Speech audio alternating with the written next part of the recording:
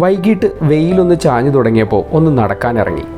അങ്ങനെ വൈകിട്ടത്തെ നടത്തമൊക്കെ കഴിഞ്ഞ് റൂമിലേക്ക് എത്തിയപ്പോഴാണ് 2 വലിയ പാർസൽ പെട്ടികൾ കണ്ടത്.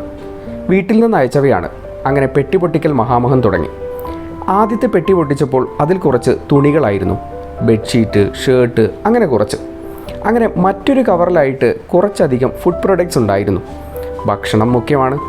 ഫുഡ് പ്രൊഡക്ട്സ് എന്ന് പറയുമ്പോൾ ഇതിൽ കൂടുതലായിട്ടും ധാരാളം പൊടികളാണ് ഉണ്ടായിരുന്നത്.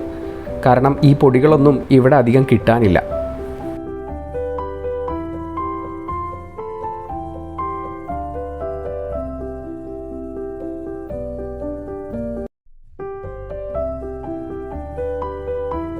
അങ്ങനെ ആദ്യത്തെ പെട്ടി പൊട്ടിച്ചു കഴിഞ്ഞപ്പോൾ വല്ലാത്തൊരാവേശം തോന്നി. അങ്ങനെ രണ്ടാമത്തെ പെട്ടി കൂടെ പൊട്ടിക്കാൻ തീരുമാനിച്ചു. അത് തുറന്നു കഴിഞ്ഞപ്പോൾ ആദ്യം കണ്ടത് ഒരു പുതപ്പാണ്. പിന്നെ കുറേ പാത്രങ്ങളും അതിലുണ്ടായിരുന്നു. അപ്പോൾ ഇന്നത്തെ വീഡിയോ ഇത്രയേ ഉള്ളൂ. Bye bye.